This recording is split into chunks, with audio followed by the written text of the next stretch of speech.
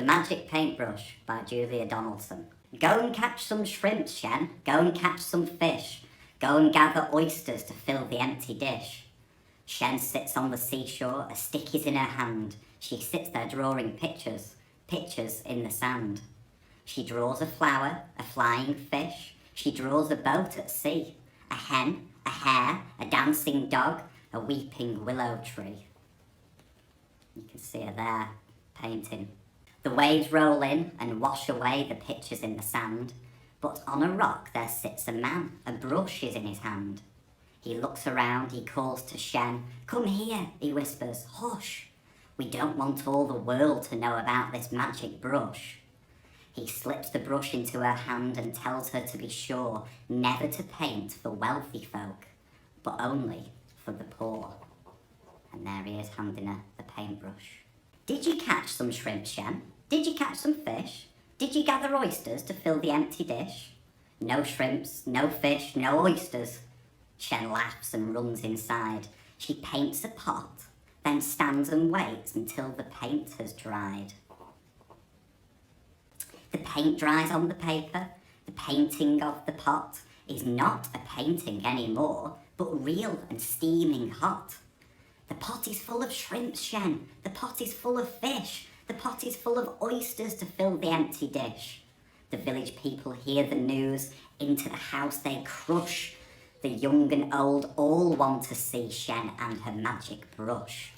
So can you see everything that she paints turns real?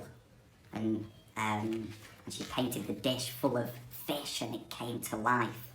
She paints a melon for a boy, a ladder for a man, a basket for a woman, and for a girl, a fan.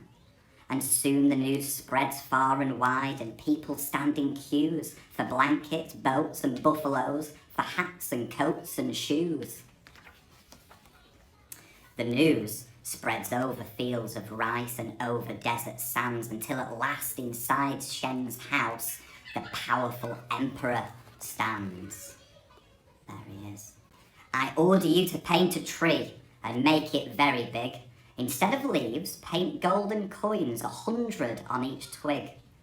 Shen shakes her head. Your Majesty, I promise to be sure never to paint for wealthy folk, only for the poor. The emperor scowls and stamps his foot. He bellows to his men, seize the magic paintbrush and seize the girl called Shen. Now Shen sits in a prison upon a cold stone floor. She waits there till the emperor opens the prison door. He holds the magic paintbrush. He orders, paint that tree. Paint me my tree of golden coins, and then you shall go free. Shen takes the brush and bowing low says, Gracious Majesty, come back here in the morning and you shall have your tree. So she's been left in the cell to paint this tree for him with her magic paintbrush, but I think she might have a plan. That night, the emperor lies in bed and dreams about his tree, while Shen is busy painting a horse and then a key. The key turns in the prison door and Shen stands free outside. She climbs onto the horse's back and swiftly starts to ride. Where are my coins? The emperor shouts. Where is my golden tree? Where is the magic brush? He cries. Who let the girl go free? He climbs onto the fastest horse and rides with all his men. Over the fields and desert sands, they gallop after Shen. So she's escaped. She's painted herself a key to escape the prison, and the emperor's found out and he's after her.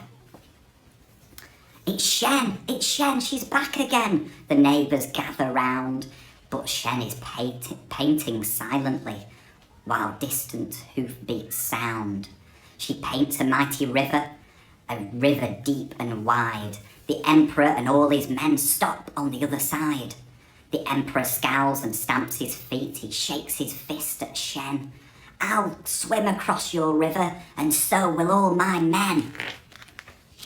But Shen is busy painting, a beast with scales and claws. Its scarlet wings are open, and flames curl from its jaws. My dragon needs a tail, says Shen, and then it will be real. Yes, then it will be roaring and ready for a meal.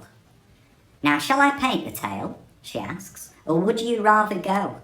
She dips her brush into the pot. The Emperor cries out, "No!" He turns his horse and rides away. Away ride all his men. Shen takes the magic paintbrush and starts to paint again. She paints a mound of golden rice and cakes like little moons, and drums and flutes till all the streets ring out with merry tunes.